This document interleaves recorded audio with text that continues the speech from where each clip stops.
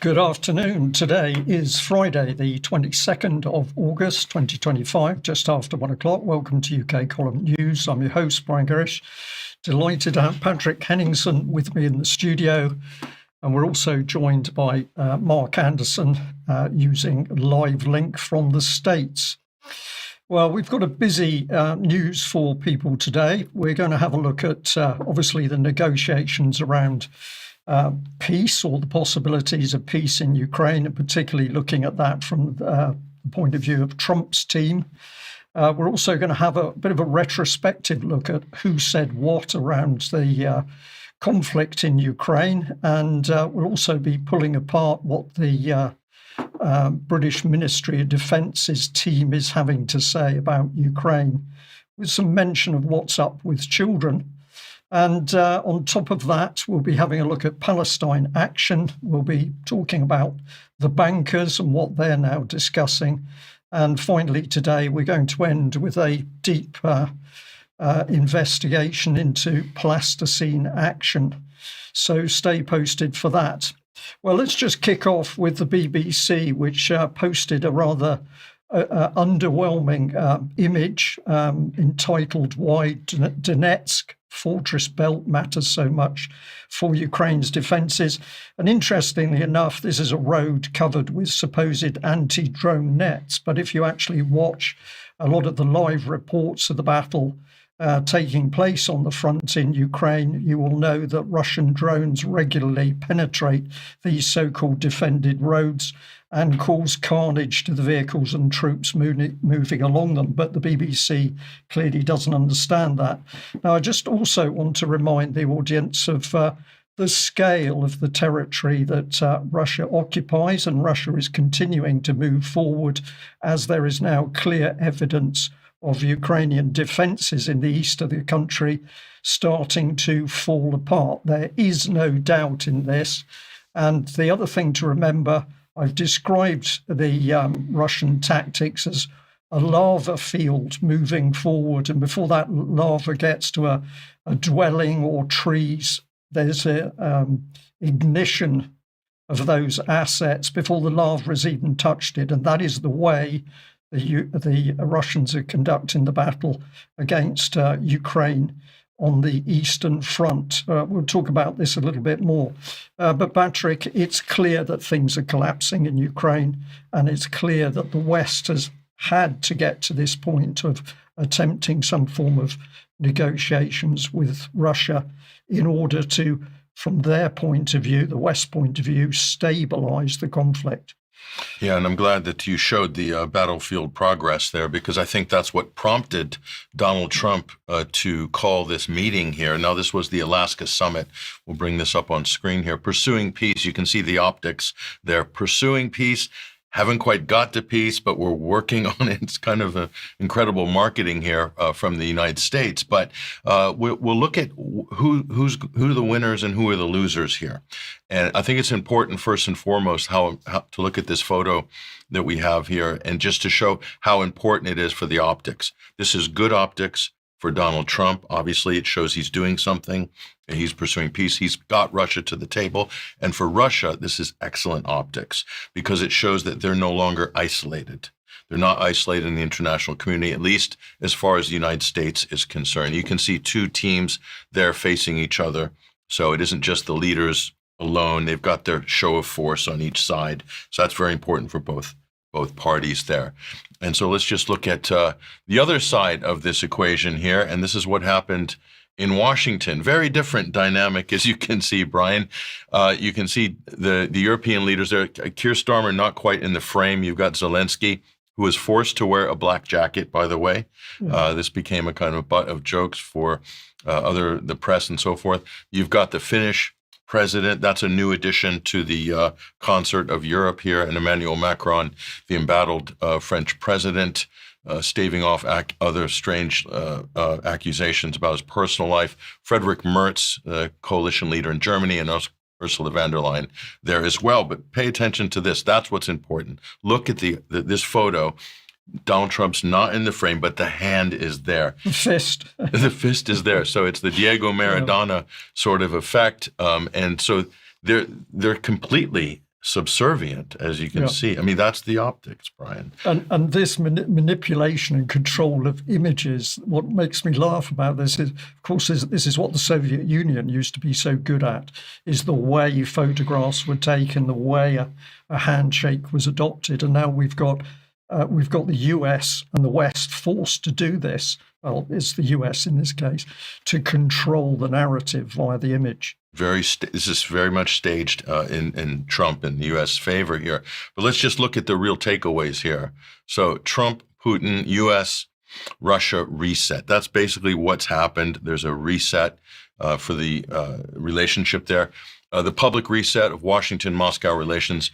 Russia's not isolated. Very important. But here's the thing, the shift. Pay attention. The U.S. is now asking what Russia wants. What will Russia accept? Very subtle shift, but that's the power dynamic flip that we're seeing now. And so the Alaska meeting and subsequent engagements are really reflecting that here. And Europe, Zelensky locked into subservient position to the U.S. Also subservient to Russia, perhaps. It does look like it, certainly from what we've seen over the last week. NATO-Ukraine, quote, ceasefire precondition has been sidelined. A negotiated peace settlement is now first in the queue. That's a big change because they were demanding this ceasefire as the sort of pause or whatever. Russia was always resisted that. Now Trump is basically in agreement with the Russians on that. So that's major. And just to continue here, Trump's threat of secondary sanctions on allies, that's been put on ice because of this. Some might say that's why, there's another reason why Trump was keen to do this, because it sort of lets him off the hook from writing a check he couldn't cash on secondary sanctions against allies here. No trilateral meeting confirmed. A lot of talk about it, not confirmed. Is that going to happen? It's doubtful by the looks of it and the lack of specifics. No land swap confirmed either, but that's been talked about in the press. So the press are desperate to grab onto pretty much anything. They're looking for breadcrumbs to run as headlines, but none of this stuff has materialized. NATO-Ukraine, quote, ceasefire precondition sidelined. We said that already. And Europe, Zelensky demanding an Article 5 style security guarantees for Ukraine. So that's not going to happen as far as Russia's concerned. So they're saying NATO can't be in Ukraine, but we're going to do an Article 5 style tripwire with the U.S. or whatever in there. This is, Pat, this is Europe on the sidelines of the real discussions taking place, desperately trying to get something from their own side into the discussions. But the key bit is that Putin's never changed what he said he'll accept. So this is now coming back to where what he was talking about is red lines in the beginning. And the irony is, well, the sad thing is that if the West had paid attention to those red lines in the beginning, we probably wouldn't be in this situation now. And Ukraine would be better off with more territory and more able-bodied men in their population. Absolutely. So the verdict here, let's just bring this to a conclusion. No change on the ground, no real change in the U.S. NATO policy towards Russia. No material change after all this. And here we are. Still, they're saying this is a win. Trump and Zelensky's meeting with European leaders is a historic moment. They're comparing it to Yalta and everything like this. I mean, it really is something. And we'll just look at this as they're using this old term, which is coalition of the willing. So it really is desperate. I mean, this is such a clown show from a political point of view.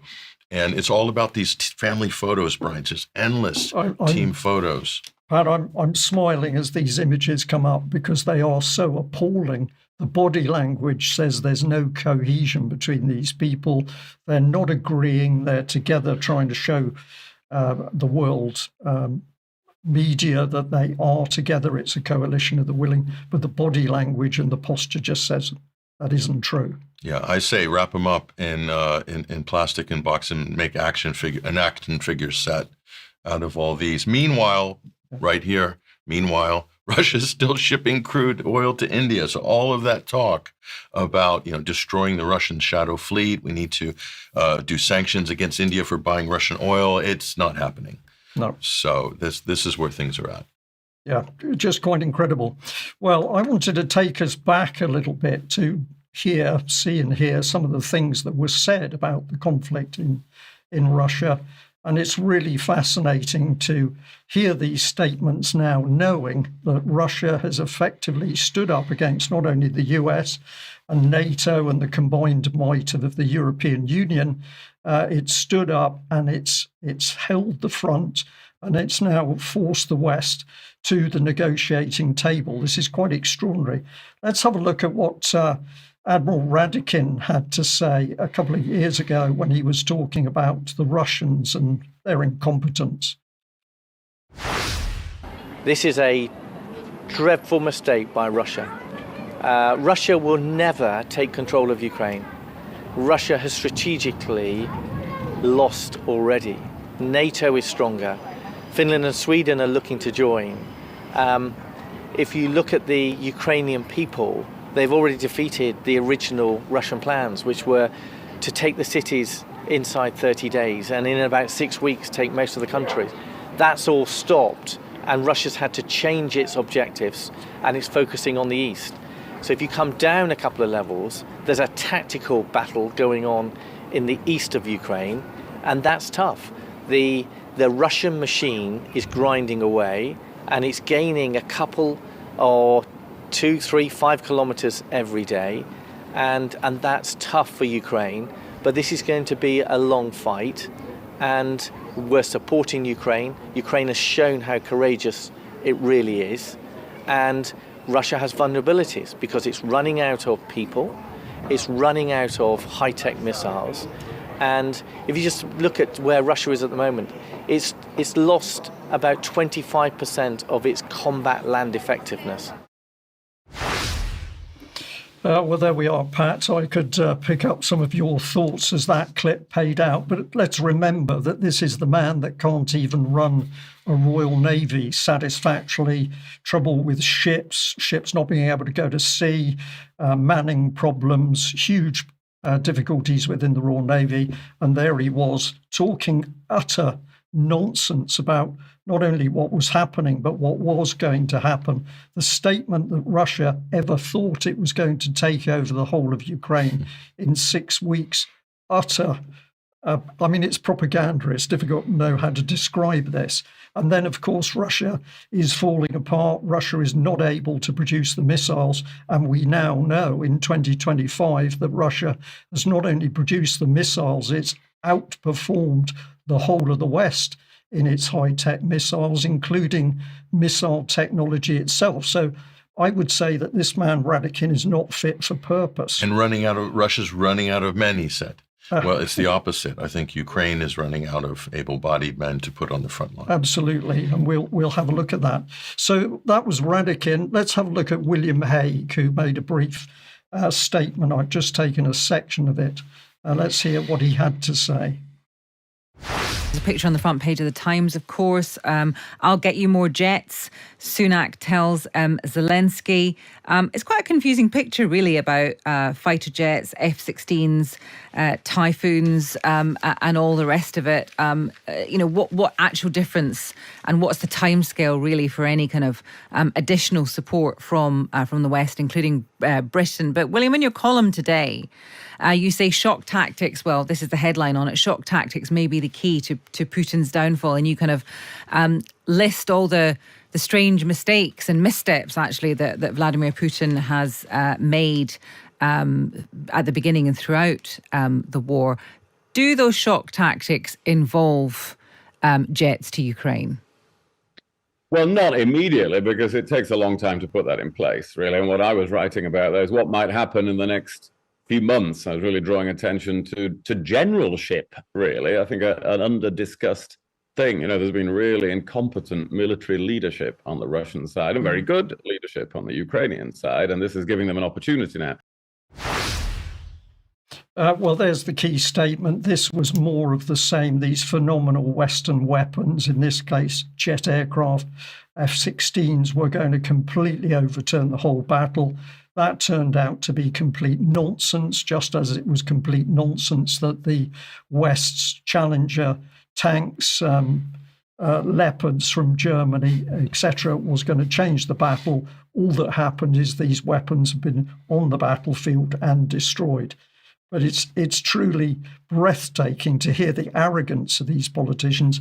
And I'm really looking, excuse me, at our audience today and saying, if we continue to follow these politicians, they are going to lead us into complete disaster. So let's really pay attention to what's being said to us in 2025. Now, if we go back to 2024, one of the internet analysts that I have supported for a while, I've followed. There are many of them doing really good work. But let's listen to not what the BBC had to say about what was happening on the battlefield, but an internet analyst working on a very small budget. Let's have a listen. My friends, nobody in history managed to break through the industrial area of the Donbass head on. That was until this summer. That was the situation in my last video 1 month ago, right after the Russian breakthrough near Prores along the railway line. And this is the situation now. The only word I can think of to describe all this is a debacle. The worst is that many of these villages were captured intact. The Russians advanced 7 kilometers in this direction, 10 kilometers to the south. Put simply, all the Ukrainian defensive lines are getting rolled over one after the other. Step-by-step analysis of the situation on the Pokrovsk front. On the 29th of August, pro-Ukrainian Telegram channel Deep State UA wrote, "For a long time, the situation in Donbass was quite appropriately characterized as difficult, but controlled. However, now it is out of control. Currently, it seems that our front in Donbass has collapsed." Pat, what's so terrible about this is, of course, we have to listen to what the BBC and its analysts have been saying about the war, most of it distorted or lying by omission or completely wrong. And then we've got the UK Ministry of Defence, which has consistently been talking about the Russians losing and incompetent. But the reality that bloggers can see is what was happening on the battlefield, and that was that Ukraine was beginning to fall apart. Now Ukraine is absolutely on the verge of falling apart, and we've got the massive drive to peace negotiations. But of course, what is the media going to be doing? Well, the BBC, as we've shown, can only put up pictures of anti-drone nets as if this is high technology which is going to save Ukraine. A fortress. A fortress, yes. It's bizarre. Well, I mean, just quickly, I'll say, Brian, you'd be surprised how many people you speak to in the military who believe that I was told recently by an officer, veteran officer, that Russia was sending human meat waves at the front line. And so if that's what the military thinks, then they're informing the politicians. So, of course, that's what the politicians think. So they have a totally distorted, unrealistic, and delusional picture of the battlefield. And they're basing policy on this. Absolutely. I've occasionally pointed a stick at America because Top Gun was a movie that seems to influence so many people around defence. But now we've got a situation in UK. It's an echo chamber where the whole establishment believes its own propaganda.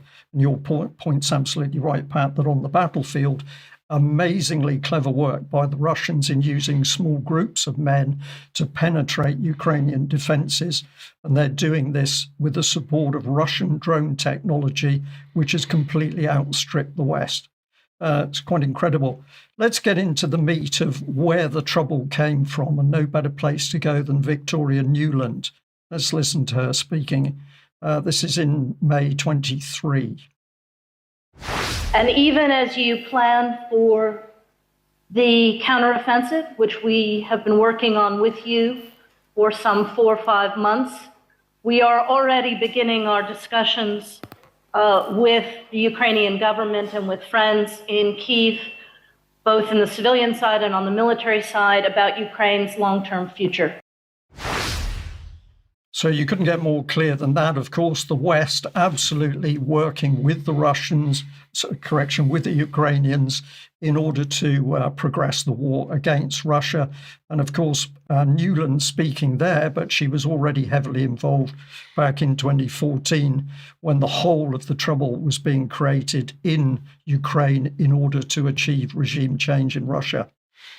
Yeah, unbelievable to hear that. It's harrowing to watch that clip, actually. Indeed, yes. Well, let's reinforce this, because if the West was active behind the scenes then, this is a little clip which I've taken. Now, this may be a clip which has been created or fabricated by the Russian side. We'll watch it, but nevertheless, it indicates something that is clearly going on, and that is that it is not simply Ukraine fighting Russia. This is Ukraine fully supported as a proxy by the West fighting Russia. Let's have a look at this clip.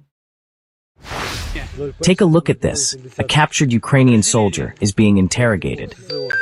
According to Russian reports, a Ukrainian sabotage group infiltrated the Komarychsky district of Bryansk, attempting yet another attack inside the region. The group was discovered around 40 kilometers from the border. In the clash with Russian FSB and Special Operations Forces, 3 Ukrainian fighters were killed, while 3 others surrendered. Their reported target was a key railway hub. These captured soldiers revealed that they had been trained at a special camp in Norway, where instructors from the UK, Canada, and other European countries taught them how to destroy bridges. Their mission was to conduct reconnaissance and sabotage operations against railway lines and bridges. Now, we're putting that clip out today. We're saying we could do with more information to actually validate what had happened, but it fits the pattern. And what are these men saying?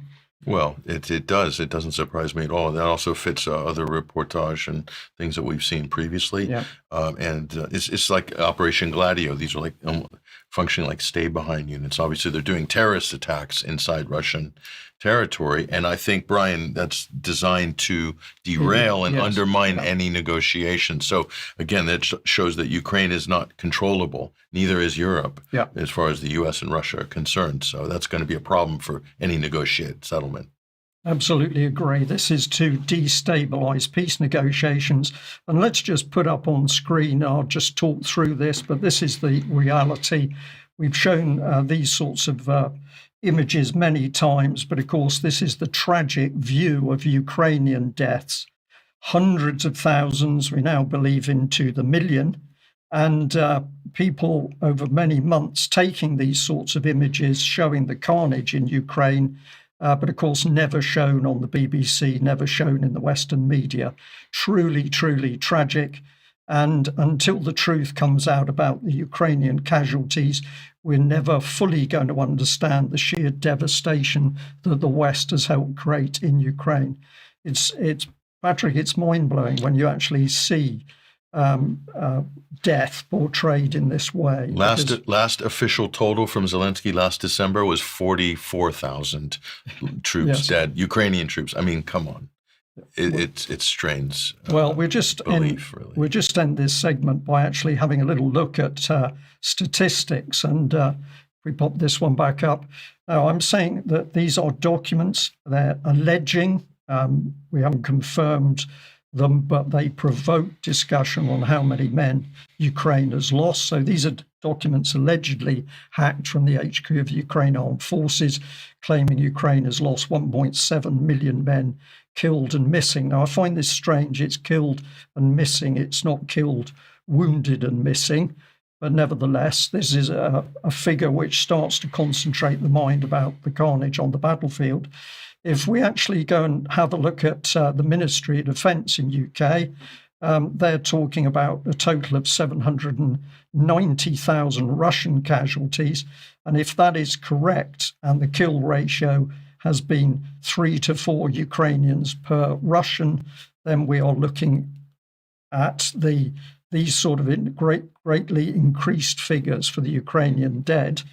On a contrast, if I go and look at Media Zona, which is working together with the BBC News Russian service, these are volunteers having a look at publicly available material in Russia and elsewhere to do with deaths of Russians in the military campaign, then we see some rather different statistics. So they are saying 121,500 Russian deaths up until the 29th of July 2025. But what's particularly interesting is if you have a look at this graph, you can see that into June 2025, as the Russians are attacking on many of the fronts in eastern Ukraine and advancing, their casualty numbers are falling and falling.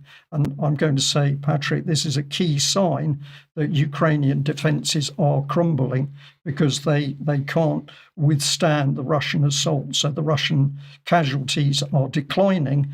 The contrary argument is that Ukrainian casualties, as they become routed or they fall back, Ukrainian casualties are increasing. The data there is quite compelling, and it's very much in line with the sort of ratios that we've seen in other reports. Obviously, yes. Different than what the U.S. and Kiev are saying and what the British government are saying. Yeah, absolutely. But one thing we can be sure of: huge casualties on the Ukrainian side. Public not told, because if the public really understood it, everybody would want this war stopped. Here's the Sun. They, of course, are ramping things up as peace talks go on. Russia would suffer 2 million more casualties if it tries to take Ukraine's 4 eastern regions by force. No mention of the dead Ukrainian proxy soldiers. It really is terrible. Now, we'll end on a bit of propaganda from the UK Defence Intelligence Organisation. Because they put this post where they're really outraged that Russia has been militarizing education by teaching youngsters effectively about drones, unmanned aerial systems. So it says that Russian children and young people are being taught and trained in the operation of and technical underpinnings of uncrewed aerial systems. Well, this is truly outrageous. But what's surprising is that if we look a little bit closer on Defence Intelligence Twitter page, X, we find a surprising video. Let's see what the video talks about.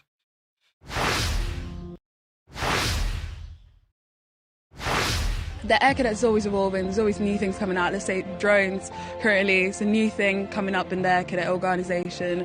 But as well, you evolve as well. Everything you could think of, the cadets can really offer for you. I've recruited more people and I'm hoping that they will actually learn the values that I have learned. You won't realise this now, but all the skills and even the teamwork, the leadership, the mechanics that you're doing, the drone qualifications that you're obtaining now will set you in such good standard for when you leave. When you leave, both the cadets leave school and go on to seek another career. So, Patrick, it's nearly difficult to describe this. It is so disgusting that on one hand, those nasty Russians are teaching children how to use drones. And then here we are in UK where exactly the same thing is taking place. But apparently for us, it's okay. Yeah. I'd just add this in, if I may, because, of course, the man talking to those youngsters and encouraging them to learn, amongst other things, about drones to help their future careers is Al Khan's MP. And I just wanted to point out that this man does have a distinguished military career, 24 years with the Royal Marines, apart from anything else. He has a medal. So really, really depressing to believe that this man cannot see through the propaganda which he's now helping to promote to young people. It's Soviet level propaganda at this point. And I love the blue Peter sheen they put on with the kids. Cool, just playing with the drones. Just toys. It's really cool. It's a chill job. I mean, they make it really sound really kind of interesting and fun, killing people in trenches and things like that. Yeah, very good. Okay.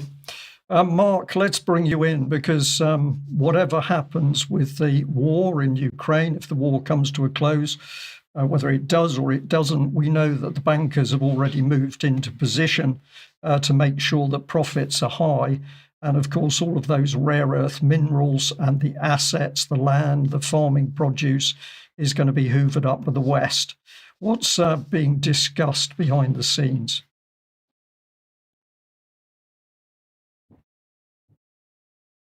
We lost, I think we might have lost Mark. A little freeze there. Mm.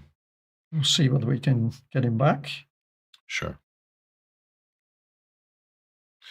Okay. All right. Well, we'll just move on through a bit, and hopefully we will get Mark Anderson back. But it is a key point that, of course, nothing moves without actually the power of the banks, whether it's actually opening up trade deals or it's making money available in loans. All of those things are needed. And it's been very interesting for me to see in general how quiet the banks have been about the war in Ukraine. It's almost like the banks have disappeared while all this mayhem goes on. Mark, have we got you back? Yes, I do not know what happened there, gentlemen. Okay, not to worry. I'll just bring you in. Lovely. Yes, you might say the real rulers of the world, the financial NATO, if I may use kind of a stretch metaphor, are meeting as we speak in Jackson Hole, Wyoming, at the magnificent Grand Teton National Park. This first slide gives the stated general purpose. It's been organized by the Federal Reserve Bank of Kansas City, and this is the 43rd year. So the 2025 Jackson Hole Economic Policy Symposium, held August 21 through 23. This year's stated theme, the main theme, labor markets in transition, demographics, productivity, and macroeconomic policy. But there's much more to it than that. This is the main thing that's brewing on the stove right now. Let's take a look at this. Most of the financial press, in fact, all of it really, is fixated on this issue. The current Fed chairman, Jerome Powell, some of his interplay and debating, you might say sparring with President Trump. And this headline from Yahoo Finance, rate cut watch, all eyes on Fed Chair Powell's final Jackson Hole speech. He's expected to step down as of next year before the next Jackson Hole get together. And this is sort of the fork in the road, you might say, which way to go.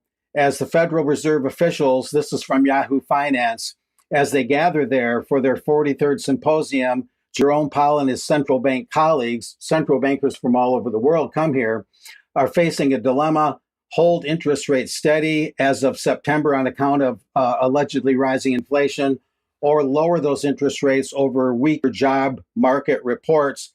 And a part I really emphasized here is that's what a very divided Fed is tussling with as President Trump pounds Jerome Powell to lower those interest rates.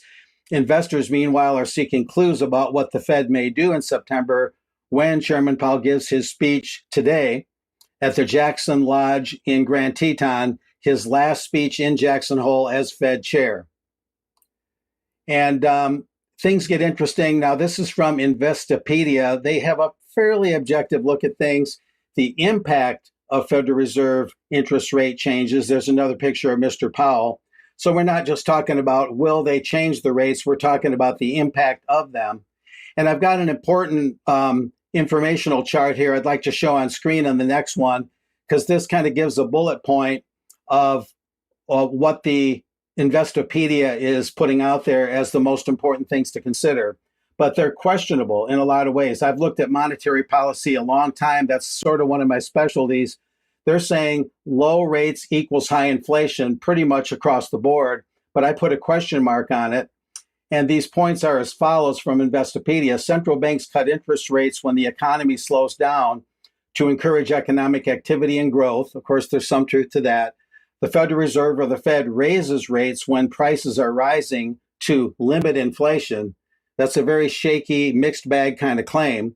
The goal of cutting rates is to reduce the cost of borrowing so that people and companies are willing to invest and spend, true, or reinvest, or roll over a loan to get a lower rate, refinancing, that is. And the two of them that I put in red here, interest rate changes spill over to mortgage rates, home sales, consumer credit consumption, and the stock market.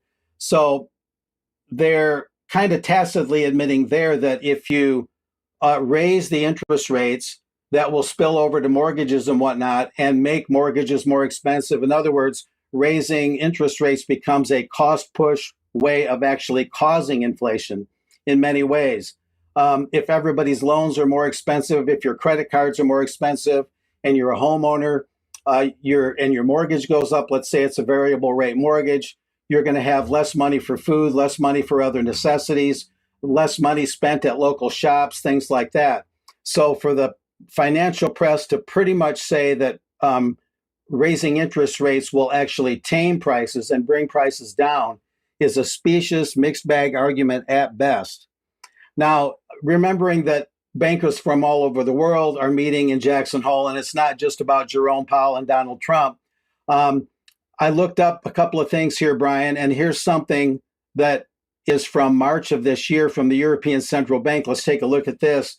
Remember that while the bankers go through all these, more immediate issues like interest rates and what investors are saying about all this and what investors are going to do, you have these longer term, more evolutionary projects going on by the banksters, and that's banking union and fiscal union, two things that the European Union has not quite achieved yet, but they want it really bad. So that slide there that we were showing is from the European Central Bank, the one we showed a moment ago. And so they're still looking at banking union according to that. And then this slide is from the IMF blog, the International Monetary Fund. And this is from 2018. The other one was from 2025, but these are very evolutionary issues. And that is saying the euro area needs a fiscal union. So probably the bankers, when they're not talking about what's in the immediate headlines, are still going to be grinding away at those long-term projects, because a banking union and a fiscal union would fulfill Bilderberg-related goals and would fulfill a lot of the long-term desires of the banking fraternity to more firmly solidify centralized power and centralized control in a supranational sense over nation states. Now, I happened to come across this video I did the last time I was in the UK in 2018, and I did this one-time interview with Justin Walker, a friend of and contributor to UK Column. And there was a segment of it as I watched it sort of going down memory lane, and it seemed to fit kind of the ultimate discussion here about the nation states with relation to bankers, and why having money born as debt is really the ultimate problem. So let's listen to this segment with Justin Walker. It still kind of fits the narrative today. City Remembrance is still there. And this is one reason why none of our MPs will question how money is created and by whom. And the truth is, and this is the thing that the Chartists are linking on to two things. First is the Constitution, but we'll come on to that later. Mm-hmm. But secondly is that the people can control money creation and money supply. And what do we mean by that? At the moment, we have to be taxed. You have direct taxation and indirect taxation, but mainly direct taxation. And when the receipts of taxation receipts are outweighed by government expenditure, you then have to borrow from the private financial banks, institutions, and so forth, who create money completely out of thin air as debt. If you and I created money out of thin air as debt, you and I would be serving, well, in your case, and being American, you'll be in some penitentiary somewhere in America, but I would certainly be in prison eating a lot of porridge, as we call it, with the keys thrown away. How dare I presume that I can just simply create money out of thin air? And yet that's what the bankers do all around the world. So what a government can do, and in America, Abraham Lincoln did this with the greenback dollar, you can actually have the state, the government, create money that's based on the wealth and labor potential, that's your creativity, of what your country's worth. So rather like the gold standard, where you draw from the amount of the gold you've got, and you draw from that, you can do exactly the same with the actual wealth of your nation. Justin has a good way of putting things, and that sort of puts the cherry on top of this report for now, guys. So back to you. Mark, thank you very much. Well, one thing's for sure is nobody apart from the bankers themselves has a real idea of what they are discussing and for what objective, because of course many of these meetings are held in absolute secrecy with just some of it released into the public domain. But we can talk about some more of these issues in UK Column Extra following the news. Well, the important thing for us to say is a huge thank you to everybody who supports UK Column. We can only do this with your financial support. So if you're paying monthly, or you're a paying member, or you're donating to the column or buying through our shop, a huge thank you. And if you're not, then go onto the UK column website, press the blue button, and you can make a choice as to how you support our work. But a huge thank you to everybody supporting us to date. Now, tonight, weekly banter will be going out at 7 p.m. With Germ and Mike Robinson and Charles Mallet, so that will be interesting. And a reminder that the UK column team will be at the Hope Freedom Festival at the weekend. We're looking forward to it. I think the weather forecast is good, and I'm sure there's going to be a lot of people there having a lot of fun. There are still some tickets, I believe. You can get a 50% discount, so they're being very kind if you use the Freedom 50 tag if you order. We'd love to see you there. A lot of other people will be there to meet and chat and make new friends. So if you can come along, please make the effort. It will be great fun. And also, we'd like to say some tickets left for the UK column on location in York. Those have been going very quickly. We'd love to see you all there. But obviously there are only so many tickets. So if you haven't bought a ticket yet, get onto the UK column shop on the website and you can make that purchase. And we've got Andrew Wakefield and Tess Laurie here, two speakers. Next week we'll be announcing more speakers and building up the strength of the conference, but it's going to be a fantastic event in a really wonderful location. So do come and join us. Now, Pat, I think that brings you back with us, and the subject is Palestine action.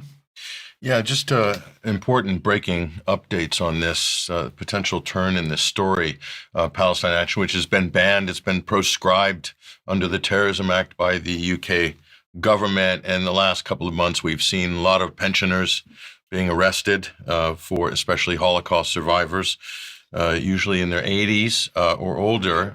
Dangerous people. The most dangerous, apparently.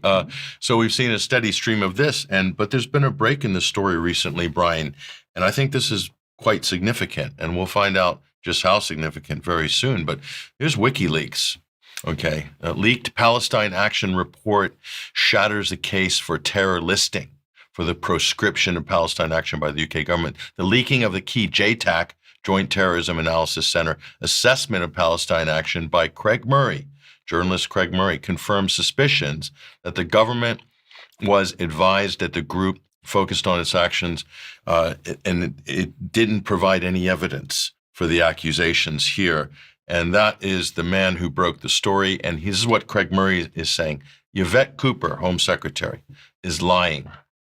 Yvette Cooper has continually lied about Palestine action in a panicked attempt to defend the proscription of a direct action protest group ruled by previous court rulings to be totally legal, by the way, UK courts, the protest group which is opposing a genocide in which Cooper's government is deeply complicit here. And Craig Murray, of course, has published another excellent piece. I encourage people to go and support Craig, his work, go to his blog here. And here are the basics that people need to know what Craig is saying. And this is quite shocking, Brian. And I think this is going to affect this story down the road. Cooper and other government ministers have reportedly claimed about Palestine action, that Palestine action attacks people, not just weapons making equipment. That's false. There's no evidence to support that. That Palestine action is funded by Iran or another hostile power is false. There's no evidence to support that either. They also have been claiming that Palestine action attacks Jewish-owned businesses based on racism. That's completely false. There's no evidence to support that either. And that Palestine action has plans for future unspecified, appalling terror acts. Another false claim, another false accusation. So all of these lies have been used to build up a case through the media, through rumor, in some cases through public statements and meetings and so forth. None of it's true. And they haven't attacked the Israeli embassy. And you'd think if it was a terrorist group, that would be their first target, would be Israel, right? Or what Israel property in the UK. Yep. Never. Haven't done that. And here's the conclusion here by Craig Murray. In fact, None of this is backed up by the assessment, the JTAC assessment. None of it is backed up by that. The government's Joint Terrorism Analysis Center's assessment, which forms the basis of the proscription of Palestine action. So it's a big nothing burger. There's nothing there. There's nothing there, but the implications, Patrick, immensely dangerous, because if you've got a government which says continually it is there to protect us, and it then lies in order to create cases to suit its own political agenda, we are in a lawless country. So it's a nothing burger, but the implications are truly very, very dangerous. It's almost worse than that. You could say we're in a fascist authoritarian phase of state evolution here. Yeah. And let's just remind people of the Genocide Act, which technically, according to Craig Murray and others, and according to even our reporting, the government is in violation of the Genocide Act. They're supporting an act of genocide carried out by the IDF and the Israeli government. And so this government is in breach of its own law. Yet they're accusing and proscribing a direct political action group, indigenous grassroots group in the UK, of being terrorists for trying to stop a genocide. I mean, it's beyond. It's difficult to report, isn't it, Patrick? Because it is so blatant that we've got a government, if we can even call it that, out of control. It's a cabal. So meanwhile, Brian, the direct action continues. Leonardo, a major defense contractor, I'm sure you're familiar with them. Their stocks are doing very well right now.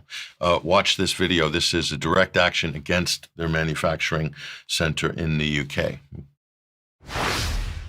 I'm taking direct action today at Leonardo's weapons manufacturer in Edinburgh, where we're looking to halt the production of the F-35 component parts that are made here and used to indiscriminately massacre civilians in Gaza. I look at a presence already. I'm locked onto the top of the van. We're looking to shut down the factory for as long as we can, and we need your support to do that. So come out and support the action today at Leonardo's in Edinburgh. Incredible, Brian. Absolutely incredible. And I'm going to say, whether or not you agree with what she's doing or how she's doing it, brave young lady standing up for her own views and values. And at the end of the day, I can't fault her, because somebody's got to stand up to what's going on.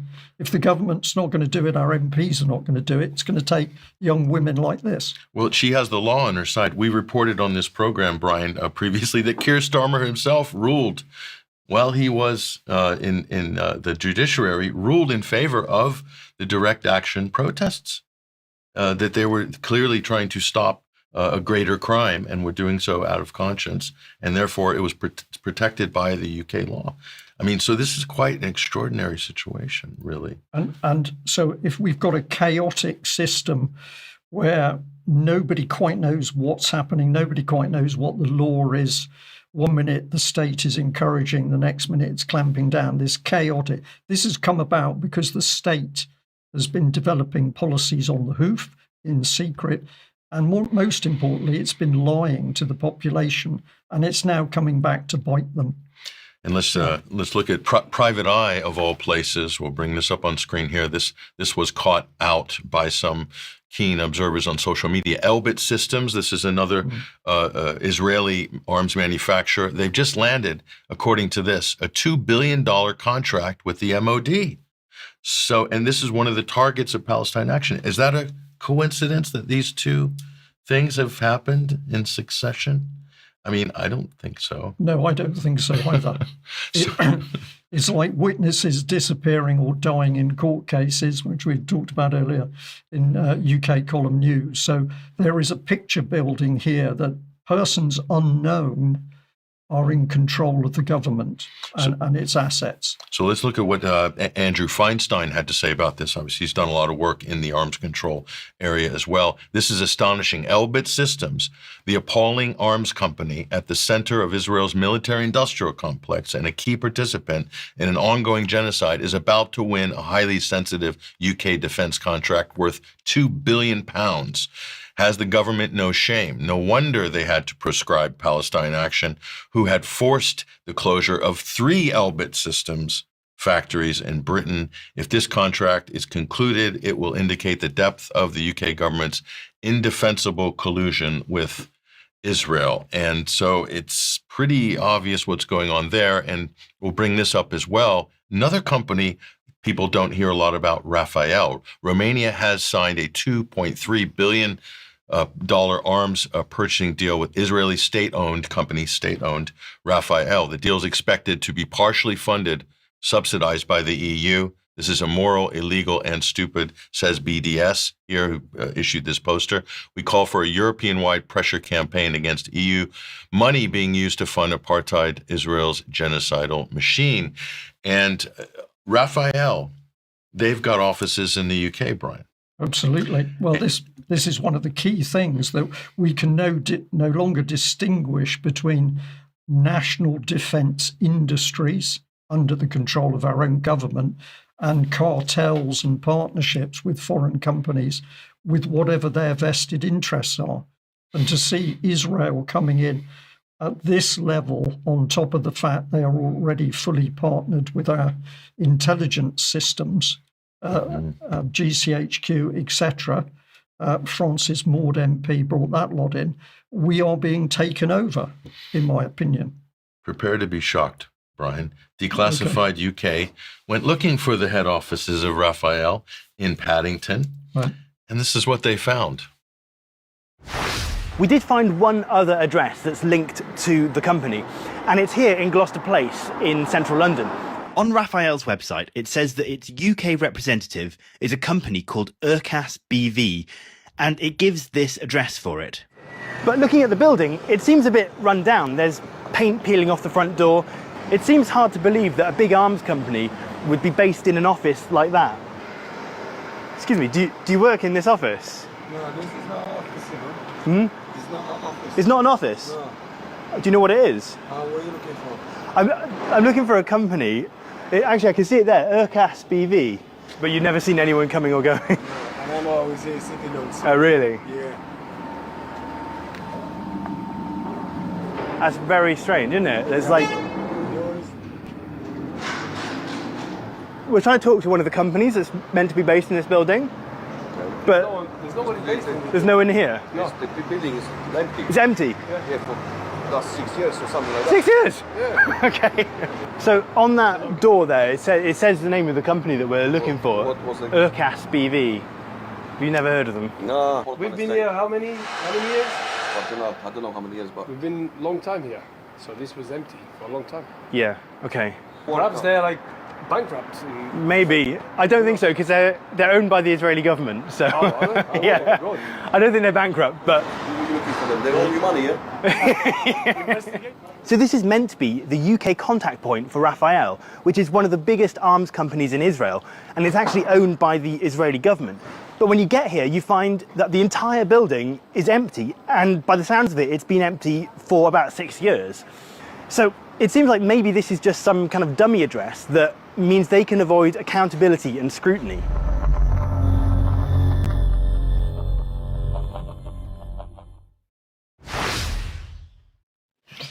That's what we're dealing with. Absolutely. Deception, absolute deceit on the public at every level. We have no idea which is the bona fide constitutional government and which is the influence of outside, in this case, arms manufacturers. A lot to talk about in today's Extra. Mark, let's bring you back, and we'll ask the key question: is Trump's tariff system going to improve matters in the world? Bit of a wide-ranging question. Well, that's difficult to say. Let's look at the reportage I've got for today, and maybe we can whittle that down a bit. This first slide is very important to put up there. Out of Politico about 2.5 weeks ago, how Trump's, they're saying, $150 billion tariff brag, as they call it, could backfire. And I put in the emphasis in red. Several companies and 12 U.S. states have challenged Trump's use of an emergency law to impose some tariffs on individual countries in a legal dispute likely to work its way up to the Supreme Court, we're being told. And the plaintiffs that are involved are not just some import companies and things like that, but those 12 states: Oregon, Arizona, Connecticut, Illinois, Colorado, Delaware, Maine, Minnesota, Nevada, New Mexico, New York, and Vermont, to be exact. Now, this is what Trump's attorneys have to say about it. Let's put this up. It's an important quote. It's coming out of an appeal that's part of the legal process of this whole thing. And most of it has to do with the Court for International Trade, the CIT. Here's what Trump's attorneys had to say in putting up their point of view, making their case. Trump has declared emergencies regarding foreign practices that have contributed to America's exploding trade deficit and the implications of that deficit for our economy and national security, and regarding the fentanyl crisis. Accordingly, I abridged this a little bit. The president imposed tariffs using his authority to, quote, regulate importation, end quote, of foreign goods under the International Emergency Economic Powers Act, or EPA. That's basically what Trump's attorneys had to say. When I read the document, the legal document, they went into a little bit more of their reasoning. We can make sure that document link is posted in the show notes. And then Rick Newman, a Yahoo Finance commentator, had this to say: Trump and his aides have lauded the new revenue tariffs, and Trump and his aides have lauded the new revenue, that the tariffs are bringing in. And there's now an important third-party endorsement of that view. So this is a little shift in Trump's favor. The rating agency S&P Global updated its credit assessment of the U.S. on August 18th, citing new tariff revenue as a modest positive or positive thing in America's otherwise shaky fiscal situation, as Newman defines it. The S&P called new tariff revenue robust and said it has potential to offset other actions likely to worsen the U.S. debt profile. And he mentioned the total federal debt recently surpassed $37 trillion. And earlier in the show, I talked about how money should not be born as debt. So you can see that it's a systemic problem. Anyway, external revenues are up. Everybody's admitting this. The U.S. has collected 131.5% more tariff revenue so far this year compared to the same period last year. Monthly tariff revenue has more than tripled. Fiscal year 2025, which concludes September 30th of this year, revenue from customs duties reached $108 billion as of June of this year, representing a 94.3% increase compared to the same period last year, the same segment of the fiscal year last year. And since April of this year, U.S. government has collected a total of $100 billion in tariff revenue, 3 times the amount collected during the same 4 months last year. So there is quite a bit of revenue flowing into the Treasury. Theoretically, and it would depend on a lot of conditions, the more revenue the government could bring in from tariffs, not only the better its credit, but the less it would have to borrow. It could use tariff revenues more directly as part of its overall revenue collection. And as Justin Walker mentioned, the more the revenues from taxation take care of spending needs, then the less borrowing that has to happen in the first place. But that's a slow and winding process, needless to say. So this is the latest. If you want to get into it more in extra, we can. But that's the latest. Trump has a definite legal battle here, evidently, and you don't hear a lot about it. So what they're ultimately saying, though, is that it's conceivable that if it's found that some of the tariffs are improperly arrived at or somehow not legitimate, Trump would actually have to return the money to some of the states and or the companies that are affected. So whether that happens, I don't know, but it's interesting to consider.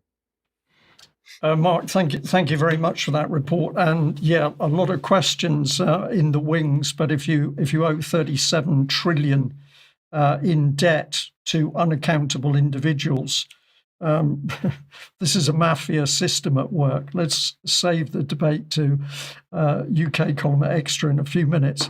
Pat, let's bring you back in. You're on the deep investigation of plasticine action. Well, if you watched Wednesday's news program on the UK Column, you'll have seen this segment here where you rightly highlighted the incredible actions by the police of arresting people with plasticine action T-shirts under the Terrorism Act. So we decided we've done a deep dive into plasticine action. And let me tell you, Brian, what we have found is absolutely shocking. And I'm sure it's going to shock our viewers as well. We'll bring this up on screen here. Plasticine Action, it looks like a splinter organization that has grown out of Palestine Action, obviously, and rightly. There's a big security alert around this in terms of public safety. And I can't believe it. I just really, can't believe how easy it is, Brian, to get your hands on some of this terrorist paraphernalia. All we really did here is go on to Amazon. I typed in plasticine morph animation kit directly into Amazon, and this is what came up. You will not believe this. Look at this. A plasticine kit, animation kit. This is basically allowing children, members of the public, to get their hands on what can only be described as terrorist paraphernalia. This can be used to make terrorist propaganda, stop motion animation. It's just unbelievable how easy it is to get a hold of this. And this is openly available for the public. There's no age restriction on this. So, what does the online safety people have to say about this? Unbelievable. This is a dangerous. They're probably behind the curve. They haven't really caught on to this, Patrick. It's a very dangerous outfit here. And so we'll look at it. Gets worse, Brian. It gets worse. This is the video. It's basically giving instructions of how to make plasticine characters and how to do animation, how to make terrorist propaganda films, basically here. Look at this, how easy this is. Anyone can access this. Children, think about when Christmas comes, how many people can just order this? And it's going to be in, potentially hundreds of thousands of UK homes, just like that. Look at this. This is incredible. It's pretty blatant, as it is. said. And, we doing a deep dive, obviously, Brian, we pay attention to the real granular details here. And if you look, just notice the upper right-hand corner there. We're going to blow that up a little bit here. Look at that. That is just, it looks like a Jolly Roger, doesn't it? Looks like a pirate's hat. Well, terrorist of old. It's only age which has made a difference to the intent, isn't it? It could very well be ISIS. We could say this is very similar to the ISIS color scheme. Is this a prescribed organization? That's the big question. And if so, there is some confusion around this as a prescribed organization. Obviously, here's the Foreign Secretary, David Lammy, with Mohammed al-Jalani here, the former deputy head of ISIS. Obviously, there's a lot of confusion about ISIS and al-Qaeda as a prescribed organization. Nonetheless, it's good that we point this out. And it's not only that, we really have to expand the scope of this investigation, Brian, because there's other characters that are going to have to be brought into the frame here. If you're talking about plasticine, caricatures, and some of the nefarious things that can be done with this, let me assure you, these are not cute little gummy toys here. This is a gateway drug to terrorism on our street, Brian, and this is something that people really need to be concerned about. And, this was a real risk on my part, but people need to see this. We actually got a hold of one of these terror kits from Amazon. And be careful. This is a plasticine stop motion animation kit. It even comes with an app, Brian, that children can make stop motion movies of Morph. And, I never viewed Morph in that way. But now after the government's arresting plasticine action protesters for wearing a plasticine action T-shirt, I'm now looking at Morph in a very different way. I'm sure the operation will be expanded, and things like this will come under the prescribed nature of the organization, I can imagine. So you can download the app on Google Play and on the Apple Store as well. Nobody's stopping this. This is just unbelievable. I don't know. Anyway, we're going to keep our eyes on this story, Brian, and rest assured, if we find any other plasticine caricatures or anything else that we think might be a threat to the public, we're going to comment. Yeah, and it's not only that, Brian. Think about how much perfume is openly sold on Oxford Street, shrink wrapped, in light of the Novichok incident as well. Nothing's being done about that either after the chemical weapons attacks on British streets. So, we're doing our best to keep an eye on these things. Good. Patrick, thank you very much for that. I look at the audience in the eye and say, this is the state of affairs in UK, that we have to resort to some dark humour in order to point out the crass, unaccountable behaviour of the British government, because while the British government is playing games with the public who are protesting in the background, the genocide continues, fully supported by the British government with its favourite arms manufacturers. So we'll leave it there. Thanks for the humour at the end of the week, Patrick. But viewers and listeners, be in no doubt that we see the seriousness of what's happening in the world. But using a bit of humour to stay sane is not a bad thing. One last thing, if we bring this plasticine action up on screen here, and Homeland Security, that is basically their threat levels that they're issuing here.